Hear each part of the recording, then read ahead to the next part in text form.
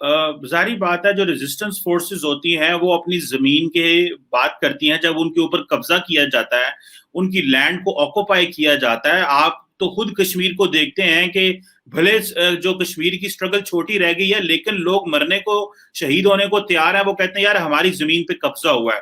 तो समित भाई, इसमें मैं ये नहीं है कि देखें, आप हमास को अगर अमेरिका, यूरोपियन यूनियन या 4 बड़े ममालिक दहशतगर्द करार दे रहे हैं, तो इसका मतलब ये नहीं है कि आप किसी की जमीन ले लें, उसके दरख्त उजाड़ दें, उसके भैंसे जो है वो मार दें, बच्चे कत्ल कर दें, और वो आपको, और उसके घर को जला दें, और वो आपको एक जो शुरली मार दे और छोटी सी रॉकेट मार दे, और आपके जनाब के और आपके पास तो आयरन डोम भी है, सारा कुछ है, वो आगे से कुछ मार दे, तो कहो जी वायलेंस वहां से हो रहा है, वायलेंस वहां से हो रहा है। वहां से क्या क्या आ रहा है, और उनके पास तो कुछ ना खाने को है ना पीने को है, उनके पास तो कुछ भी नहीं है। बट हम कह रहे हैं कि भाई तुमने वो शुरली क्यों मारी, हमें मिसाइल मारने का हक है तुम्हारा, हमने हर चीज छीन ली है।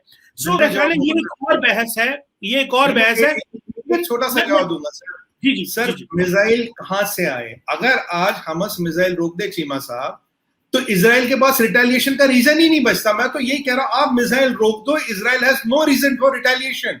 और इजराइल की भी यही पोजीशन है, यूएस भी यही कहता है, सब ममालिक ये कहते हैं भाई आप ये मिसाइल तो रोक दो। अगर आप ये मिसाइल नहीं छोड़ेंगे, आज तक उन्होंने मिसाइल नहीं छोड़ा आईडीएफआई के अंदर, कुछ नहीं हुआ। मुझे ये बताइए सर, ये वेस्ट बैंक और गाजा में आसमान जमीन का फर्क क्यों? इजराइल का रवैया वेस्ट बैंक की तरफ बहुत बढ़िया है, और गाजा वेस्ट बैंक में कोई प्रॉब्लम नहीं, 15 गुना ज्यादा एरिया है। एक और फैक्ट बताऊंगा चीमा साहब, पर स्क्वायर डेंसीमीटर जो इजराइल की है 500 है डेंसिटी, गाजा की है 5500। मुझे बताइए, हमस को ये नहीं पता क्या, अगर यहाँ एक भी मिसाइल गिरेगा, यहाँ नाश या तबाही ज्यादा होगी। आपकी 11 गुना डेंसिटी, आप फिर भी मिसाइलें दागे जा रहे हो। इतने सब विनाश के बाद आप फिर मिसाइलें दाग रहे हो। मुझे बताइए, हमस की कोई रेस्पॉन्सिबिलिटी नहीं है? वो जो पैलेस्तीनी बेचारा मर रहा है, उसकी जान की हिफाजत की रेस्पॉन्सिबिलिटी किसकी है? Why don't you stop missiles? आप मिसाइल रोकिए, इजराइल के पास आपको अटैक रिटेलिएट करने का रीजन ही क्यों देते आप उनको? Stop missiles. मैं तो हाथ जोड़ के उनसे रिक्वेस्ट कर रहा हूं, प्लीज ये रोकिए, ये खून खराबा रोकिए, इसको रोकना पड़ेगा। मैं आपसे इस बात पे एग्री करता हूं कि उनके पास इतनी मिलिट्री पावर तो है नहीं है, तो बजाय इसके कि आप एक मिसाइल दागें और उधर से आपके 50 बंदे वो शहीद कर दें, तो इसको इस चीज में ना लेके जाएं। मैं I agree this on the principle, लेकिन जो डिसप्रपोर्शनेट यूज ऑफ फोर्स है और जो इम्बैलेंस ऑफ पावर है, बेसिकली उसको कोई नहीं देख रहा, और इस पे बात नहीं हो रही। लेकिन जारी बात है, ये एक प्रॉब्लम है। सो आखिरी सवाल सुमित भाई मैं आपसे करूंगा, इसराइल आपको लिफ्ट नहीं करा रहा, ट्वीट में आपका झंडा नहीं लगाया, आप कह रहे हैं कि ट्विटर में जगह नहीं है जो है, और आप क्या समझते हैं कि मुस्तकबिल में सिक्योरिटी काउंसिल में आपने इसराइल को थोड़ी सी सुक्की भी कर दी है, तो क्या समझते हैं कोई इसराइल इंडिया के ताल्लुकात मेंटेन रहेंगे या आके जो है वो खराब होने का खदशा है कोई इससे?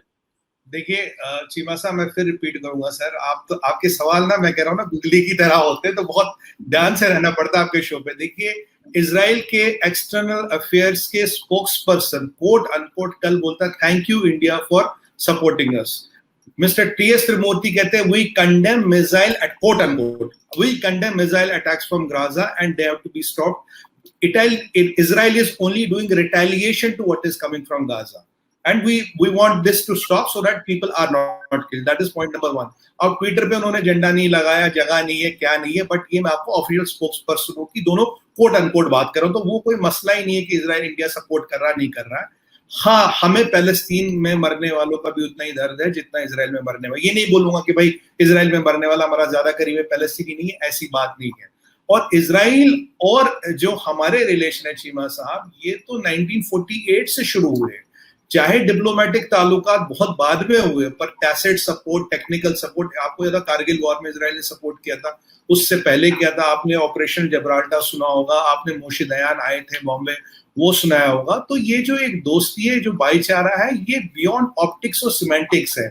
इंडिया हमेशा इजराइल के साथ खड़ा है, इजराइल हमेशा इंडिया के साथ खड़ा। अभी 2 कंट्रियों का नाम लूंगा सर, अभी जो हमें ये पीछे कोविड की जो चाइनीज वायरस से जो हम ग्रस्त हुए, जो हमें आपदा हुई है, 2 बड़ी छोटी कंट्री है चीमा साहब, एक सिंगापुर जहां 90% पॉपुलेशन चाइनीज है, ठीक है, और एक ये इजराइल। इन्होंने हमारी सबसे ज्यादा मदद की, बहुत छोटी कंट्री, बहुत छोटे रिसोर्स है इनके पास। देखिए, यूएस ने किया, यूके ने किया, सब ने किया, मिडिल ईस्ट की कंट्रियों ने किया है। पूरे दुनिया ने हमारी मदद की है, पर ये दोस्त हमारे ऐसे, ये हमारे ऐसे जो बढ़ चढ़ के आते हैं, और जो हमारा कनेक्ट है इजराइल के लोग के साथ डिफेंस टेक्नोलॉजी में, इनोवेशन में, टेलीकम्युनिकेशन में, वो रहेगा। ये रिलेशन अगर आप देखिए, एक ही टूर में मोदी जी टेल अवीव जाते हैं और एक ही टूर में रमाला जाते हैं, तो इससे बड़ा प्रूफ ऑफ ट्रांसपेरेंसी कुछ नहीं है। हमारा रिलेशन विद इजराइल भाई वाला, but we are equally concern and as brothers for Palestinian cause also. हम चाहते हैं कि दोनों रहे, खुश रहे, मिलजुल के रखे। ये जो कत्ल गारत है, जो मारने मरने का सिलसिला है, ये बंद हो। देखिए, इजराइल अपनी जगह, पैलेस्टाइन अपनी जगह, खुश रहो, आगे रहो, तरक्की करो। ये मारने का, मराने का, रॉकेट, मिसाइल, देखिए इस सब से आदमी का बच्चा ही मरता, आदमी मरता, और मर के कोई जंग जीती नहीं जाती साहब। ये भी एक सच्चाई है।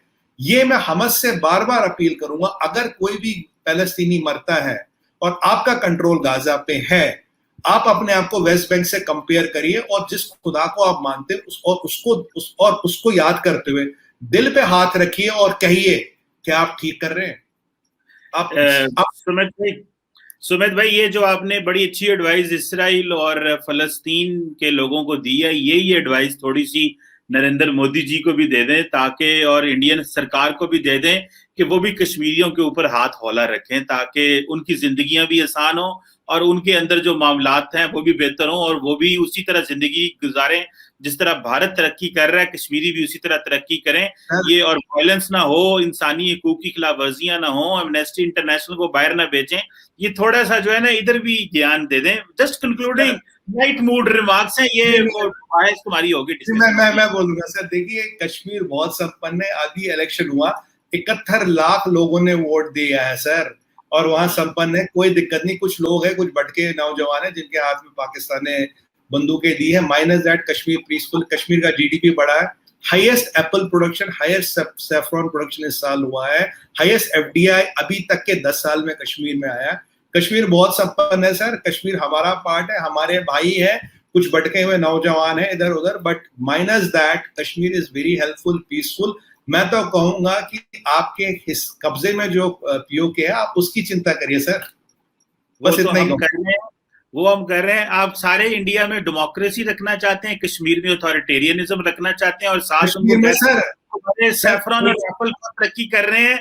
भाई तुम एप्पल खाओ, सैफरॉन बेचो, और जो है ना, हकूक की बात ना करना। तो ये जरा चीमा साहब, 1.2 करोड़ की आबादी में 71 लाख वोट अगर लोग वोट देते हैं, कोविड होते हुए, ठंड होते हुए, और ग्रास रूट लेवल पे नया युवा कश्मीरी चुन के आया है, और आप कह रहे डेमोक्रेसी नहीं है सर। मैथमेटिक्स तो नहीं मानेगा आपकी बात, मैथमेटिक्स आपकी हार मानेगा नहीं सर।